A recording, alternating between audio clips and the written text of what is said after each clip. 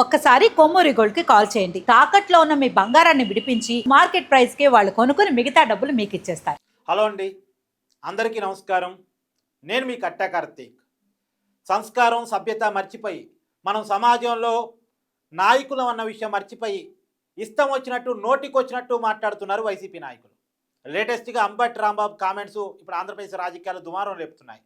చంద్రబాబు నాయుడు గారిని ఉద్దేశించి అమ్మనా కూతురుతో విరుచుకు పడ్డటువంటి ఈ నాయకుడి మాట తీరుని మీరు ఒక్కసారి వినే ప్రయత్నం చేయండి.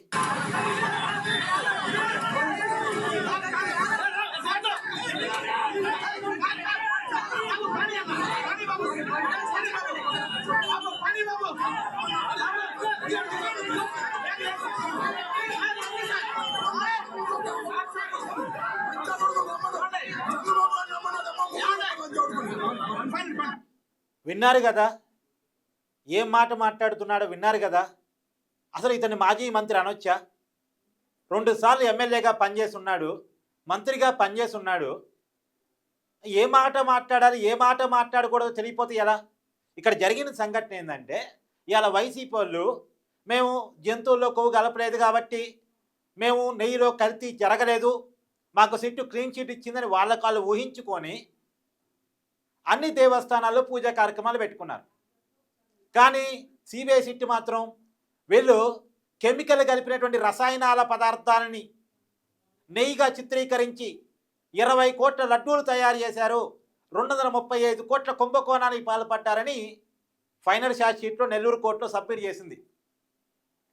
ఎన్డీడీబీ ల్యాబ్ రిపోర్ట్ కానీ ఎన్డీఆర్ఐ రిపోర్ట్ కానీ నెయ్యి కల్తీ జరిగినట్టు క్లియర్గా చెప్పింది. కాకపోతే కల్తీ జరిగిన విషయంలో కొంత కన్ఫ్యూజన్ ఏంటంటే, యానిమల్ ఫ్యాట్ ఉందా లేదా అన్న కానీ కన్ఫ్యూజన్ ఉంది, కాదంటలేదు. కానీ అసలు నెయ్యి కాని పదార్థాన్ని నెయ్యిగా నమ్మించారు. 68 లక్షల కేజీల రసాయనాల పదార్థాన్ని నెయ్యిగా చిత్రీకరించి దాన్ని తిరుమల లడ్డూల్లో వాడారు. ప్రతి కేజీకి వైవి సుబ్బారెడ్డి గారి పిఏకి 25 రూపాయలు లంచం పోయింది అని సిట్ నిర్ధారించింది. నిర్ధారిస్తే ఆ విషయాన్ని వదిలేశారు. ఆ విషయాన్ని పక్కన పెట్టేసి యానిమల్ ఫ్యాట్ తేలేదు కాబట్టి తప్పు జరగనట్టే, కల్తీ జరగనట్టే, ఇది కావాలని టీడీపీ ఆడిన నాటకం, ఇలా రకరకాలుగా మాట్లాడుతూ ఇలా దేవస్థానాల్లో వీళ్ళు ప్రోగ్రాం పెట్టుకున్నారు.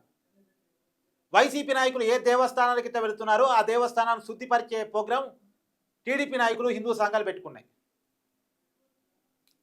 సరే, అది పక్కన పెడితే ఈ గొడవ కారణం అయితే అంబటి రాంబాబు ఒక దేవాలయానికి వెళ్ళొస్తున్నారు.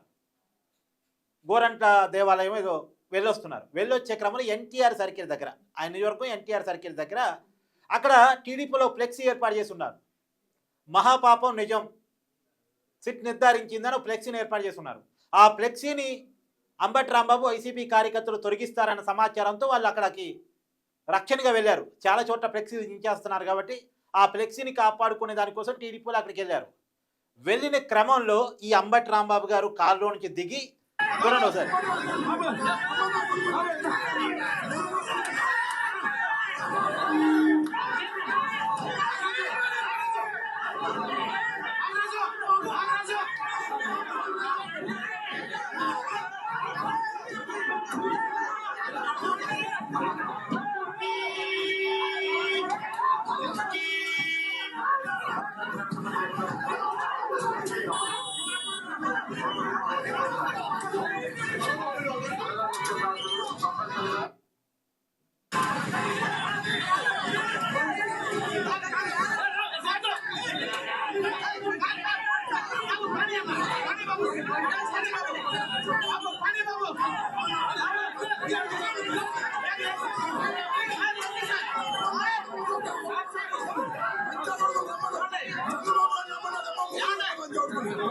చూశారు కదా.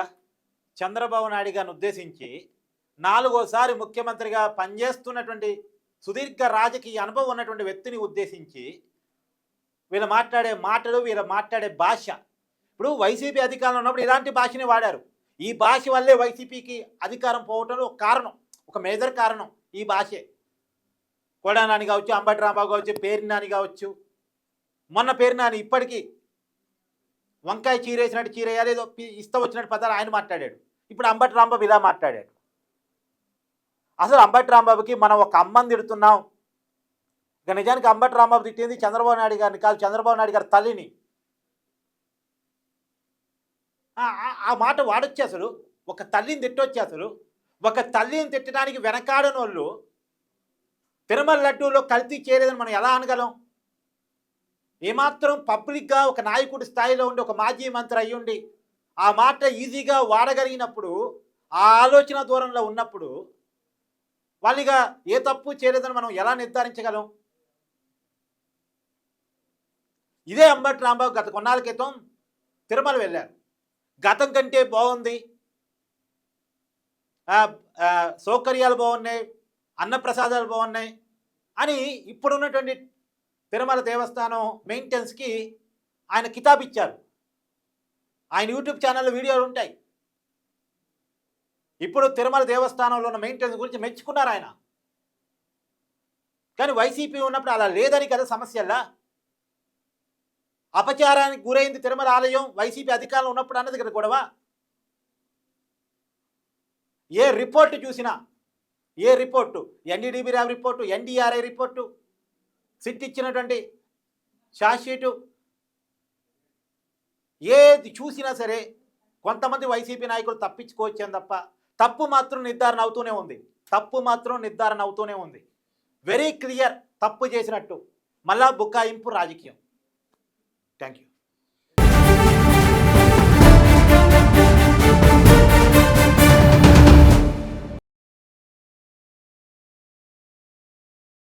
ఒక్కసారి కొమ్మూరి గోల్డ్ కి కాల్ చేయండి. తాకట్లో ఉన్న మీ బంగారాన్ని విడిపించి మార్కెట్ ప్రైస్ కి వాళ్ళు కొనుక్కుని మిగతా డబ్బులు మీకు ఇచ్చేస్తారు.